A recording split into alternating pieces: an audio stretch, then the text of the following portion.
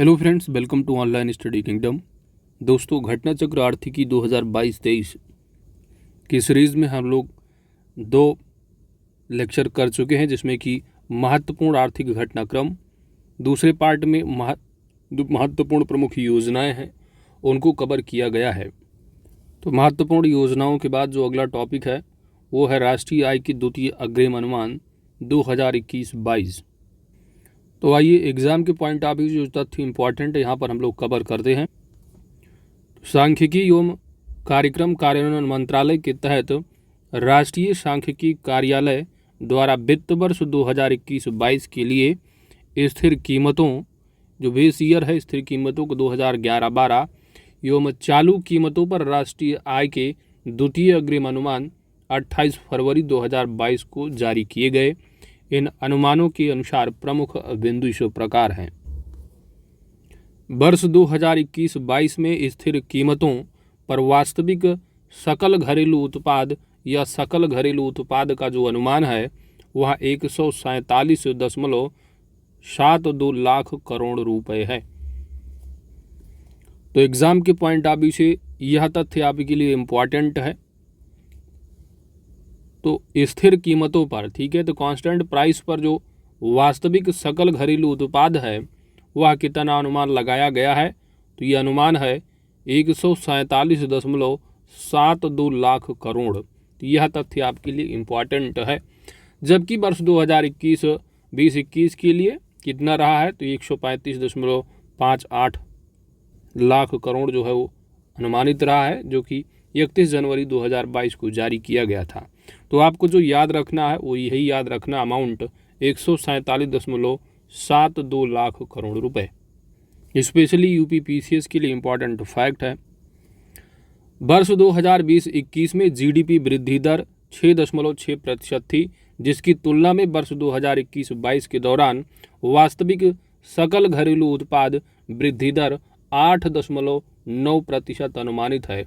कितना अनुमानित है? 8.9%। यह तथ्य आपके लिए इम्पॉर्टेंट है। तो 21-22 के लिए जो अनुमानित है वास्तविक सकल घरेलू उत्पाद जीडीपी वृद्धि दर वह 8.9% अनुमानित है। जबकि अमाउंट यदि पूछा जाता है तो यह जो है स्थिर कीमतों पर कितना है, 147.72 लाख करोड़ रुपए। अब बात आती है वर्तमान कीमतों पर। तो करंट प्राइस पर सकल घरेलू उत्पाद का जो अनुमान है वह 236.44 लाख करोड़ रुपए है। तो 21-22 के लिए आप इतना ही याद रखो, इंपॉर्टेंट फैक्ट यही है। तो वर्तमान कीमतों पर करंट प्राइस पर पूछा यदि जाता है तो सकल घरेलू उत्पाद का जो अनुमान है वह 236.44 लाख करोड़ रुपए है। जबकि यदि जो आप अभी पढ़े हो यानी कांस्टेंट प्राइस स्थिर कीमतों पर कितना रहा है, तो स्थिर कीमतों पर जो अमाउंट रहा है 147.72 लाख करोड़ रुपए का रहा है कांस्टेंट प्राइस पर। ठीक है, तो जबकि ये सब आपको इम्पोर्टेंट नहीं, जो अनुमान लगाया गया इसी को याद रखिए। Constant price, current price plus constant price. तो करंट पर जो है क्या है, ज़्यादा है। कांस्टेंट पर आप देखेंगे तो 147.72, दैट्स इतना इम्पोर्टेंट। आगे बढ़ो। वहीं पर वर्ष 2021-22 के द्वितीय अग्रिम अनुमान में स्थिर कीमतों तथा वर्तमान कीमतों के जीबीए क्रमशः कितने हैं, तो ग्रॉस वैल्यू एडेड, इनको भी आप याद रखिएगा। द्वितीय अग्रिम अनुमान में तो कितना है दोस्तों, यह है आपका 136.25 लाख करोड़ रुपए। वहीं पर यदि वर्तमान कीमतों पर पूछा जाता है तो 213.57 लाख करोड़ रुपए है। तो पीसीएस के लिए इम्पॉर्टेंट फैक्ट है। आगे बढ़ते हैं। तो जो यहाँ पर इम्पॉर्टेंट, बाकी इसका पीडीएफ तो आपको मिल ही जाएगा, जैसे कि 2 लेक्चर के ऑलरेडी प्रोवाइड किए जा चुके हैं टेलीग्राम पर। टेलीग्राम ज्वाइन न किए हैं तो आप ज्वाइन कर लीजिए दोस्तों। टेलीग्राम का लिंक सिंपली जो यूट्यूब चैनल का नाम है वही नाम है, ऑनलाइन स्टडी किंगडम, लिंक यही है। सिंपली आपको टाइप करना है टेलीग्राम के सर्च बॉक्स में ऑनलाइन स्टडी किंगडम, चैनल का नाम आ जाएगा, ज्वाइन कर लीजिएगा। लगभग 7,500-8 हज़ार बच्चों ने ज्वाइन कर रखा है। अगला तथ्य है कि वर्ष 2021-22 का जो सेकंड एडवांस जो एस्टीमेट यानी अग्रिम जो अनुमान है दूसरा, इसमें स्थिर तथा वर्तमान कीमतों पर वृद्धि कितनी है, तो 8.3% जो है स्थिर कीमतों पर, जबकि वर्तमान कीमतों पर 18.3% रही है। तो ये इम्पॉर्टेंट तथ्य नहीं है इतना। वहीं पर 21-22 में द्वितीय अग्रिम अनुमानों में स्थिर तथा वर्तमान कीमतों पर प्रति व्यक्ति आय,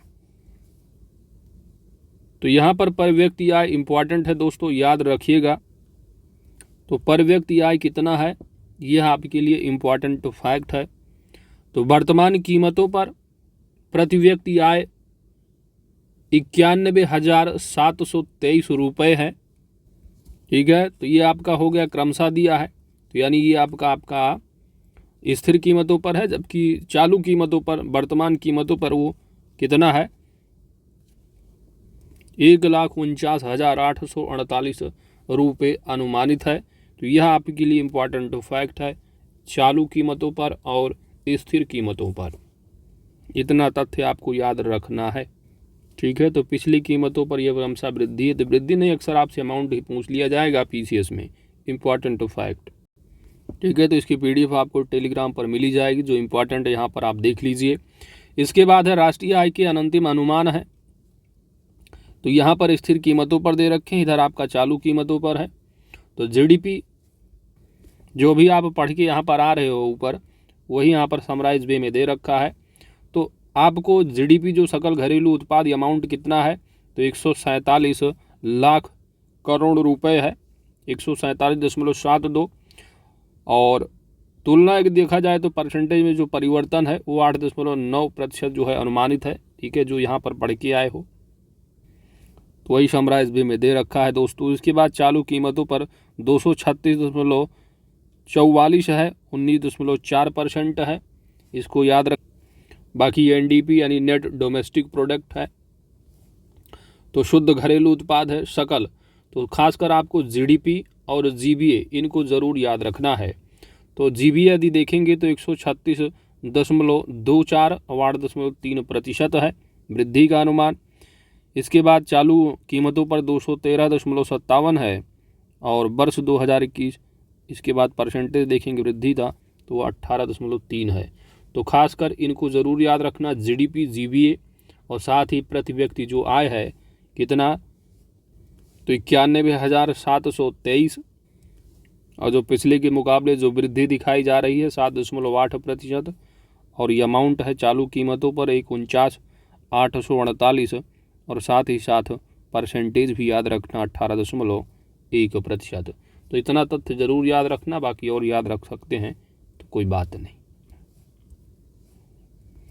इसके बाद सकल मूल्यवर्धन जीबीए में क्षेत्रवार वृद्धि की यदि आप देखेंगे स्थिर कीमतों और चालू कीमतों पर, तो आप देख सकते हैं 20-21 वाले में देख रहे हैं आप, सब लगभग सब सभी की सभी निगेटिव है। वित्त रियल को छोड़ दो और कृषि को, ठीक है, तो ये पॉजिटिव है। तो खासकर आपको 21-22, ठीक है, तो स्थिर और चालू कीमतों वाला याद रखना है।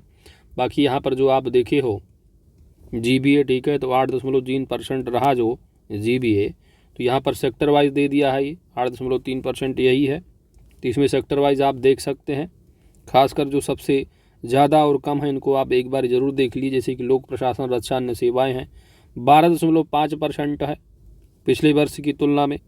एग्रीकल्चर सेक्टर का आप देख लीजिए 3.3% ही है, और विनिर्माण का आप देख सकते हैं 10.5% है।